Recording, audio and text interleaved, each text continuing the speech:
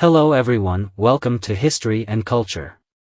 In the 7th year of the Tianqi reign during the Ming Dynasty, the powerful eunuch Wei Zhongxian, who held immense sway over both the court and the government, finally met his end under the pressure of Emperor Chongzhen. Wei was often referred to as the 9,900-year-old eunuch, and wielded tremendous power, controlling the Eastern Depot, a secret police force, and was a prominent figure among the ruling ministers of the time. On his deathbed, Wei Zhongxian left behind a warning to Emperor Chongzhen: do not place too much trust in the Donglin Party, for they are nothing but scribes who criticize the government with their pens. They have no true talent or learning. If you allow them to control the government, the Ming Dynasty will fall. What exactly did this message mean? Emperor Chongzhen, who had just ascended the throne, was still unfamiliar with the intricacies of statecraft and may not have fully understood Wei Zhongxian's warning. Though one of his ministers grasped the meaning, he chose to remain silent, unwilling to speak up. Therefore, later commentators speculated that if Emperor Chongzhen had heeded Wei Zhongxian's advice, the fate of the Ming dynasty might have been different. According to historical records, Wei Zhongxian was born in 1568 in a poor peasant family from Suxian County in Guangxu, Hebei Province. The Wei family lived in abject poverty, struggling to make ends meet. From a young age, Wei Zhongxian was forced to hustle in the streets, associating with local thugs and engaging in extortion and racketeering, collecting protection money from shopkeepers. Despite making some money from these activities, Wei Zhongxian fell into a life of gambling and indulgence in wine and women. Eventually, he squandered all his wealth and incurred a large amount of debt. With creditors constantly knocking at his door, Wei was left with no way out. His only remaining option was to become a eunuch and enter the palace, thus beginning his glorious career. Having grown up in the streets, Wei Zhongxian developed a keen sense of flattery and the ability to read people's intentions. After entering the palace, he quickly caught the eye of the chief eunuch, Wei Chao, who introduced him to the concubine Wang, the mother of the crown prince, Zhu Yuxiao. Wang was a powerful figure in the palace, and her support gave Wei Zhongxian numerous opportunities.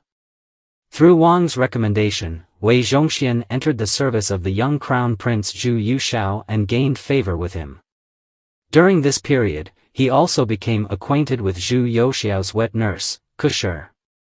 Kushi had originally been the mistress of Wei Chao, but was neglected by him due to his busy work schedule. As a result, Kushi developed a secret relationship with Wei Zhongxian, and the two began an affair. With Kushi's help, Wei Zhongxian gained the trust of Wang, which further solidified his position and influence over the young Zhu Yuxiao. Over time, Zhu Yuxiao grew up under their control, setting the stage for the later tragedy of eunuch dominance in the imperial court. In the 48th year of the Wanli reign, Emperor Shenzong Zhuijuan, who had long been addicted to drinking and taking elixirs for immortality, experienced a sharp decline in health and eventually died. His son, the crown prince Zhu Chongluo, also passed away suddenly after taking a red pill given to him by the Empress Dowager Cixi. Just 1 month later, Zhu Yuxiao ascended to the throne, adopting the reign title, Taichang, at the age of 16. Young and inexperienced, he was easily manipulated by palace figures, including his wet nurse, Kushi, whom he elevated to the title of Fengsheng Lady, and made her son a noble. During this time, Wei Zhongxian rose to power, eventually becoming the head eunuch in charge of the imperial secretariat, his influence growing exponentially.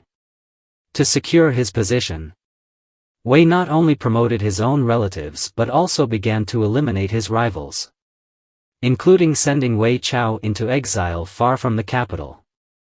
As he removed other factions' eunuchs from power, Wei Zhongxian completely dominated the palace, with rumors circulating that the palace only knew Wei Zhongxian and had forgotten the emperor. In the 2nd year of Emperor Shizong's reign, he married Lady Zhang as his empress. However, her position was unstable, even weaker than that of Kushur, who resided in the Xianan Palace and enjoyed the same level of respect as the Empress Dowager. Kushur was even visited daily by the emperor, with the empress and other consorts required to perform 3 formal greetings to her. Emperor Shizong, meanwhile, did nothing to address the situation, letting Kushur maintain control over the harem. Despite protests from the court ministers urging Emperor Shizong to remove Kushur and allow the empress to take charge, the emperor disregarded their advice, firmly keeping Kushur by his side. He even ordered that Kushur personally cook his meals each day before he could eat. Kushur not only took care of his daily needs but also often dressed up to accompany him in the imperial gardens. Fearing the heat during the summer, Emperor Shizong even had Xianan Palace renovated for Kushur, with a large cooling shelter built specifically for her. This seemingly idyllic arrangement masked a deeper ambition held by both Wei Zhongxian and Kushur. Their true goal was not just to control the harem but to seize the power of the emperor and dominate the entire court. To achieve this, they worked tirelessly to court officials and place their own allies in key positions. With Wei Zhongxian's support, Kushur even petitioned the emperor to allow her to attend court meetings and oversee state affairs. Those who opposed her were swiftly removed by Wei Zhongxian. Thus, a grotesque situation arose in which the emperor's wet nurse not only sat in on state affairs but was treated with greater deference than the emperor himself. Court officials groveled before her, showing more respect than they did to the emperor. This absurd scene was a reflection of the dangerous concentration of power in the hands of the eunuchs, particularly Wei Zhongxian and Kushur, and signaled the weakening of imperial authority in the Ming Dynasty, setting the stage for its eventual downfall. The Ke family harbored great fear and jealousy toward the newly entered concubines and palace maids, afraid that they might gain the emperor's favor.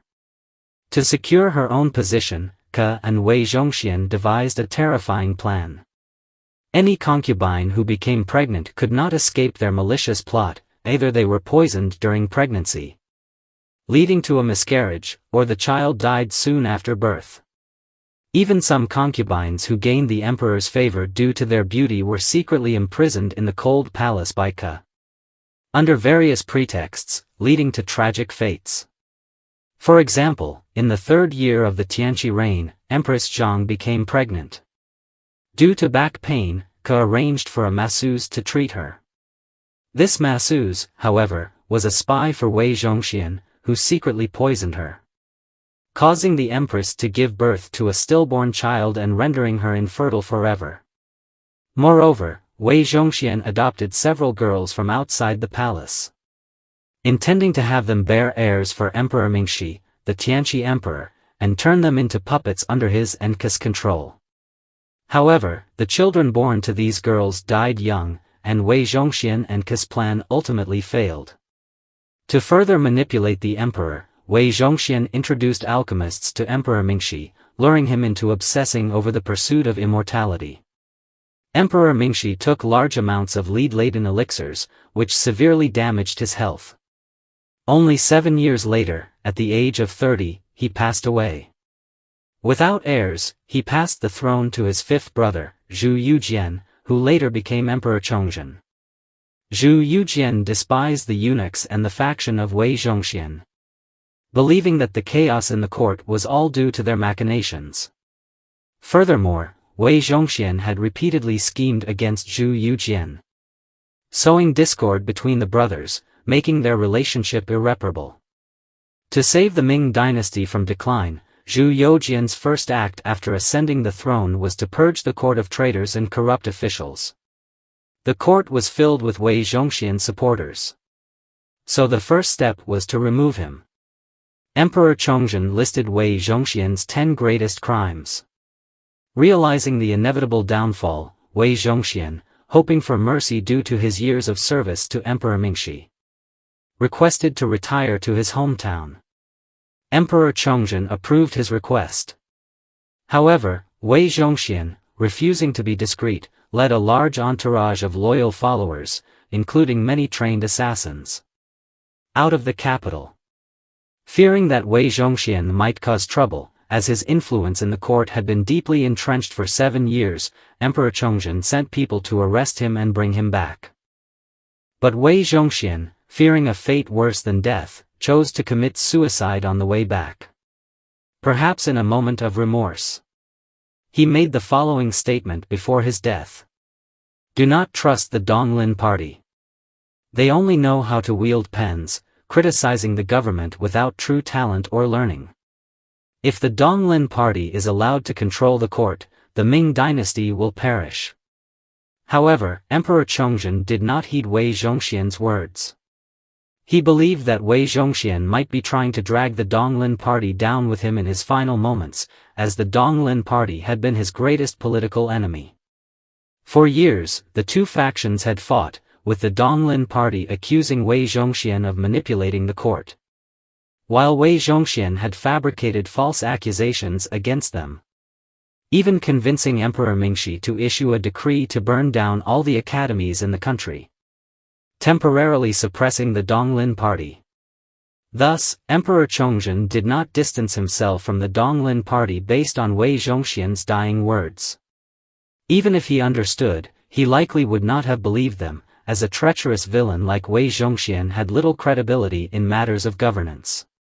One minister beside Emperor Chongzhen, however, did perceive the deeper meaning of Wei Zhongxian's statement. This minister, who understood the Donglin Party better than the emperor, recognized the truth in Wei Zhongxian's warning.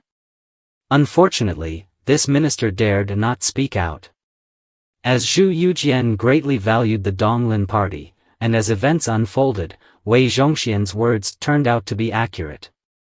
Soon after Wei Zhongxian's death, Emperor Zhu Yujian purged the court, dismissing and investigating over 200 officials from Wei Zhongxian's faction. The Donglin Party seized this opportunity to rise to power and quickly secured a position in the imperial court. According to relevant historians, the Donglin Party was originally composed of officials from merchant families in the Guangxu and Jiaqing regions. These officials, with their business acumen, prioritized personal profit over national interest. In their view, the welfare of the state was less important than their own self-interest. To protect the interests of Guangxu and Jiaqing merchants, members of the Donglin faction advised Emperor Zhu Yujian to implement reforms, such as reducing taxes on overseas trade, tea, salt, and mining, thereby enabling merchants to benefit more. By the late Ming Dynasty, the national treasury was severely depleted, and the state was on the brink of collapse. After the tax cuts for merchants, the national finances became even more strained, forcing the government to raise taxes on farmers. The harsh tax collectors made it impossible for farmers to sustain their livelihoods. In desperation, people sold their children and wives, resulting in broken families and widespread displacement. The suffering of the people intensified social conflicts, eventually driving the impoverished farmers to revolt. Even in this dire situation, the Donglin Party refused to acknowledge their role in the crisis. Instead, they criticized Emperor Zhu Yujian for being incompetent and stubborn. The Donglin Party had already gained control of the court and used their influence to pressure Zhu Yujian into making decisions, leaving the emperor in misery. In the 17th year of the Chongzhen reign, Li Zicheng led the peasant army to the capital, directly threatening the imperial palace. Emperor Zhu Yujian asked his ministers for advice. But none of the Donglin officials spoke up. Knowing there was no hope of turning the tide, Emperor Zhu Yujian turned to Mount Cole. Standing at the summit of Cole Mountain, looking out over the capital, Emperor Zhu Yujian recalled the words of Wei Zhongxian before his death and understood their meaning. However, it was too late. Overcome with sorrow and tears, he cried out, "All the ministers have failed me." After his outburst, Emperor Zhu Yujian prepared to hang himself on Mount Cole, hoping that his death would spare the people further suffering. After Emperor Chongzhen's death, Li Zicheng gave him a lavish burial, granting him the last dignity, and thus the Ming Dynasty came to an end, a tragic and lamentable conclusion. Some historians have commented that although Emperor Chongzhen was a ruler who took responsibility and constantly tried to change the fate of the country with his own strength, in the face of the unstoppable tide of history, his efforts seemed insignificant. This is the History and Culture channel. Liking and subscribing are the greatest help and support to us. Thank you everyone and see you in the next time.